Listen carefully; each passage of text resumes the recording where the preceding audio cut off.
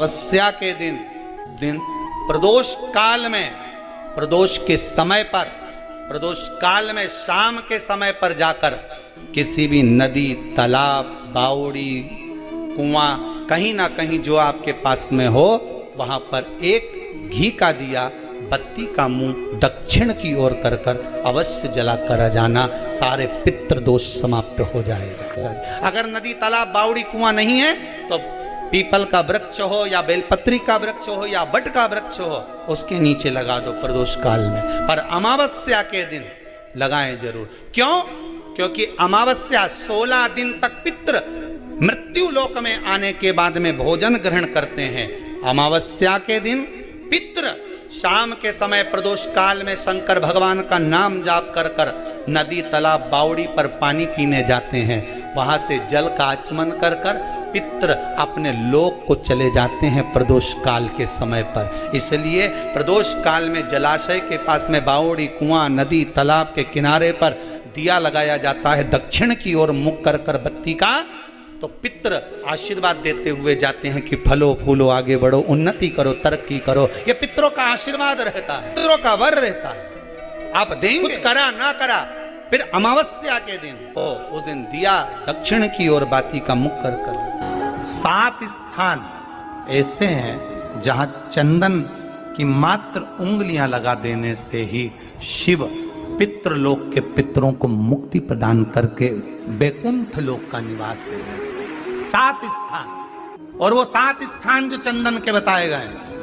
पहला, भगवान देवाधिदेव महादेव के शिवलिंग पर चंदन का लेपन। समझ लेना जरा बहुत अच्छे से।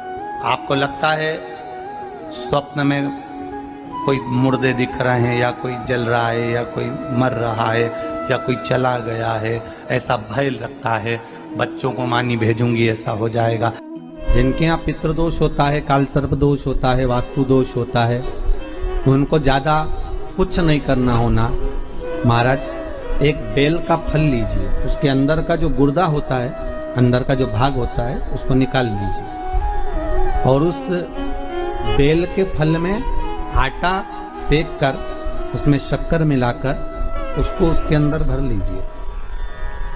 अमावस्या के दिन सुबह 10 बजे से पहले उसको अपने घर में घुमाने के बाद में जिसको कालसर्प दोष बताया है, पितृदोष बताया है या वास्तु दोष का स्मरण बताया है, घर में सब दूर घुमाकर अपने परिवार का हाथ का स्पर्श कराकर पीपल के पेड़ के नीचे खड्डा खोदकर उस बेलपत्र के उस फल को दाब दीजिए। महाराज, केवल एक अमावस्या करना रहता है, पितरों के दोष से मुक्ति मिलती है और हमारे घर के कार्य सफल होना प्रारंभ हो जाता है। पति को मानी भेजूंगी, ऐसा हो जाएगा।